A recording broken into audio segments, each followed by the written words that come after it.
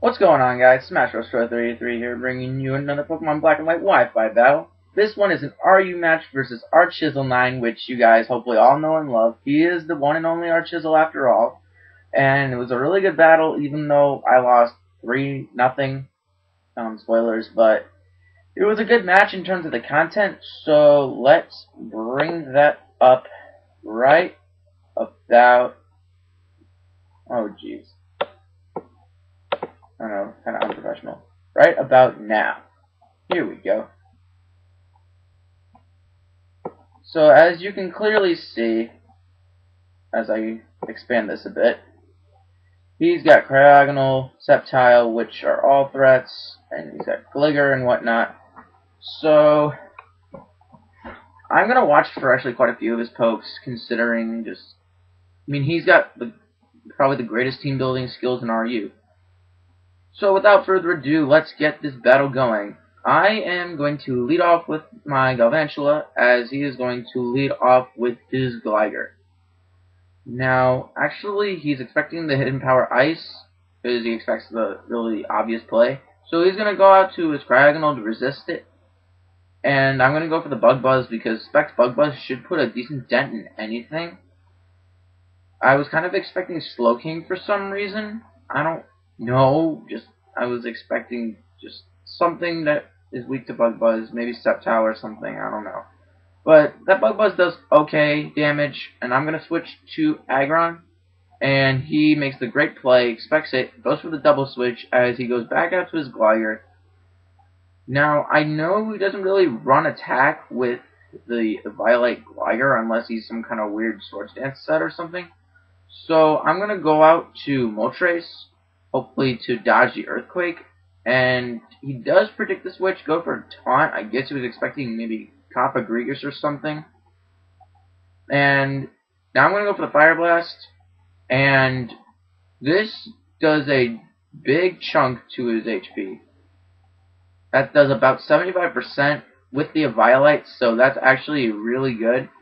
As he is going to set up his rocks, I'm not too concerned about rocks, but it's something to keep my mind out for.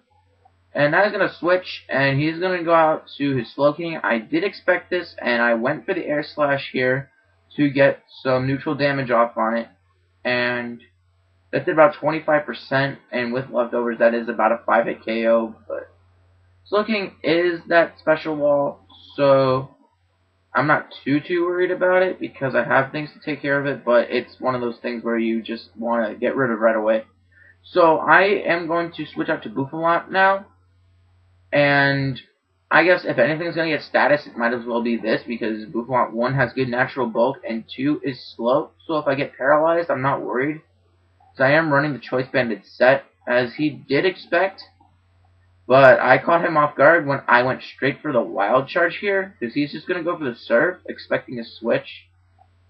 Or maybe just for me to overpredict. And he expected me to overpredict, he said, to go for the Head Charge, but I just went straight for the Wild Charge, because I'm like, I want this thing done. I want this thing out of here now. So that's going to be a clean KO, which is great, because that's just one big wall out of here. And now he's going to switch out to his Gligar. And obviously I'm going to switch because I'm choiced into Wild Charge, which doesn't affect Gligar. And I am going to go back out to my Moltres now, because I am pretty sure that physically defensive Gligar cannot touch me, because I believe the only attack it runs is Earthquake. So I'm not too concerned. But I forgot he had Roost, so that's something else to watch out for, because he is going to get a bunch of HP back, obviously, because it's Roost after all. And he's going to switch out of there because he doesn't want to take another Fire Blast. He's going to go out to his Clefable now, I guess, to try to sponge the hit. And I'm going to go for the Sub, predicting the switch.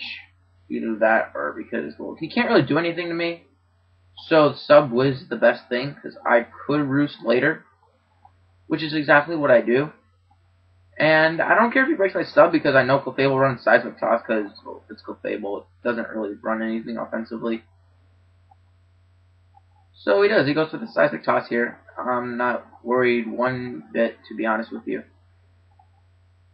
And now I'm going to go for another roost, because he's probably going to go for another seismic toss, predicting my sub. So I might as well recover more than 100 HP, so I can get to almost full. And he's going to go for another seismic toss, as I am going to take it relatively well, because obviously seismic toss does 100 damage. I'm going to go for Fire Blast finally, after going on the defensive for a few turns. And that is actually going to do over half, which is really great, because now with the exception of Slow King, which is already gone, I can pretty much 2-hit KO his entire team, which, if I had kept Moltres a little more on priority in terms of keeping it alive, then I would have done a whole lot better. I was expecting the switch to take the Fire Blast, but what I should have done instead of going for the Roost is I should have went for the sub. Because I'm pretty sure, one, I had enough HP, and two, if I went for the sub, that would have forced this Feraligatr to go for the attack. So now I'm just have to go for the Air Slash, which in hindsight, I figured he was going to set up, so maybe I should have went for the sub there, but I figured I might get a crit, which definitely wouldn't matter, but I'm thinking crit would really be my saving grace right now. So now he's basically going to wreck me with the Aqua Jet, because he's at +2 now, and obviously Swords Dance Gator is an extreme force to be reckoned with.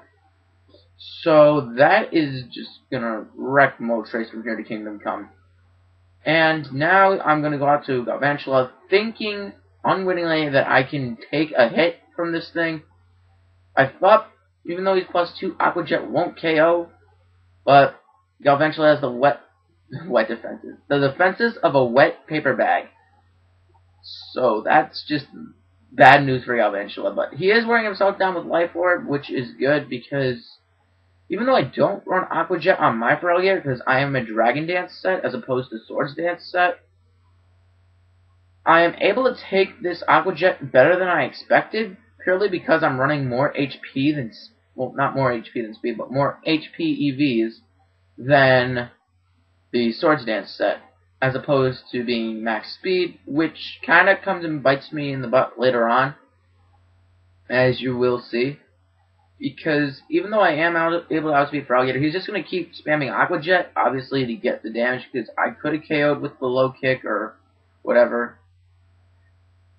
But he does go for the other Aqua Jet. He was going to go for return. He was that close to going for it, but he figured in the end, well, I outsped him anyway, so didn't want to run the risk or whatever. So, I mean, he got me down to a really low amount of damage. So that was good on his part, because he just kept going for Aqua Jet.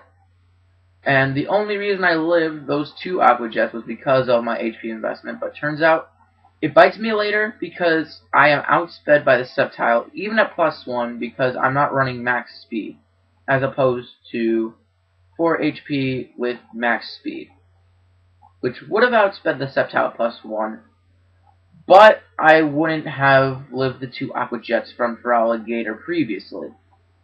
So now I guess the best thing to go out to is my Cofagrigus, because I am running max HP, and I live the Leaf Storm, which is really great, because now I can go for the Trick Room, and I just want to get damage on this thing now. And I'm just really glad I got up the Trick Room, because I figure, what the heck not?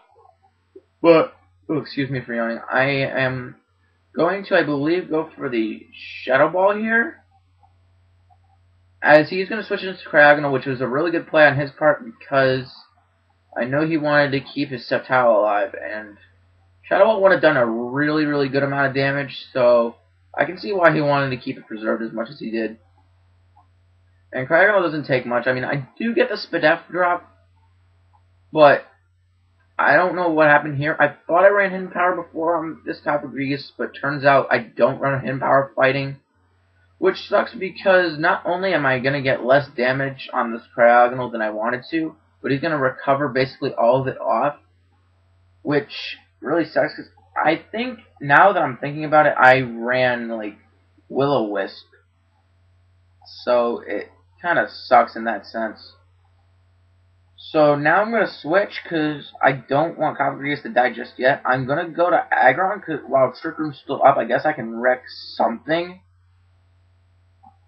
And he's going to go for the Ice Beam, and that does an okay amount of damage. I mean, Cryogon's a decent special attack, but I didn't expect it to do too much anyway. So he's going to make the good play. He's going to switch out to his Gligar, and while Trick Room was up, I wanted to just smash something. So I end up head smashing Gligar, which is the thing I least wanted to head smash, because that maybe would have been a 2-hit KO. Maybe. But I'm going to switch out and go out to Bouffalant, because I guess Trick Room is still up, number one. Number two, I believe I am able to take this Earthquake, which I find very funny. Because I wanted to sack my Bouffalant for Death Fodder anyway, but it turns out I end up draining 2 of his Earthquakes, which isn't a big deal. But I just find it kind of anecdotal in the sense that, I mean, well, I lived 2 Earthquakes from a Gligar at red HP. You don't see that all too often.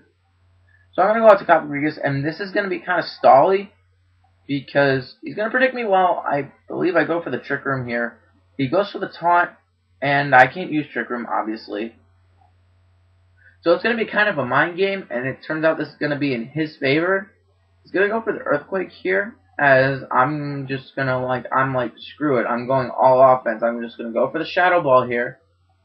I'm just hoping to God, 1, I either get a crit, or 2, I can KO it from that range. But he is going to be better able to play mind games with my Coppergrease because he still has reliable recovery and Roost. Which sucks in my part because he can Roost off pretty much anything. Unless I get, like, the Spadef drop, which I might get this turn or something, I'm not sure. But no, I don't get the Spadef drop. What am I saying? Anyway, I'm back up to yellow health because of my leftovers now, and my taunt wears off. And he goes to the Earthquake, predicting me to predict him to go for the taunt, and I go balls to the wall. I go for the Shadow Ball here, no pun intended. And I don't KO here, which sucks because now he's gonna predict me to go for the Trick Room, and he's gonna taunt me.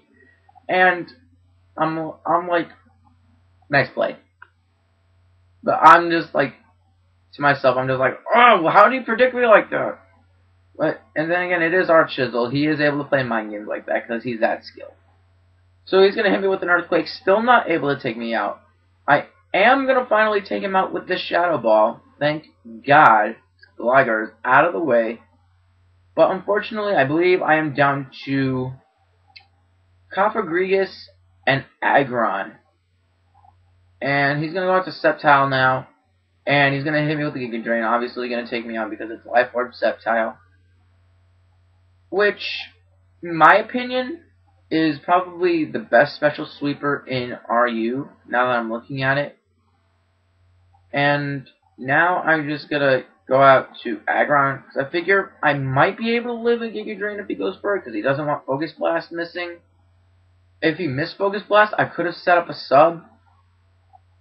I was contemplating whether or not to go for Edge Smash, but turns out Life Orb Giga Drain from that Sceptile is going to KO Aggron because of its Piss Poor special defense. And that is going to be the game. So, even though that was kind of a slightly larger loss in my favor, obviously it looked like a good battle. I hope you guys enjoyed it. I mean, I'm gonna leave. Oh my god, I can't even speak. I'm gonna leave RChizzle's channel in the description down there. And so I hope you guys enjoy the video. If you did, give it a thumbs up. If you don't, give it a thumbs down. I'm just hoping that this PIP narration is better for you guys. I want you guys to tell me if you guys honestly like it. Because if you do, I will keep doing this. I mean, it's not that I don't want to do it. I want your guys' opinion. Because if you'd rather me do still picture, then I'll do that. Or I can just do the combination of the two, which I am more inclined to do. I guess maybe I'll do the battles PIP and my Emerald episodes still picture, unless I don't have time for PIP for whatever reason. So I hope you guys like that. I am taking part in Toady Flagon's partner tournament. If you guys don't know, I am partners with Decraw, and with that, I'm gonna give a shout out to him, and I'm gonna give a shout out to Indie Echo as well, because we just had a battle before I recorded this, and I'm actually gonna bring you guys that probably either tomorrow or on Sunday. I'm hoping to God I can get this up by the end of the weekend, because it was an amazing battle. Like, just it was one of those battles that you just can't ask for again. So, with that, hope you guys enjoy my content, and if you do, be sure to like, comment, and subscribe. And, I mean, I know I don't ask for much with my videos. I mean, I ask for feedback, which I do get.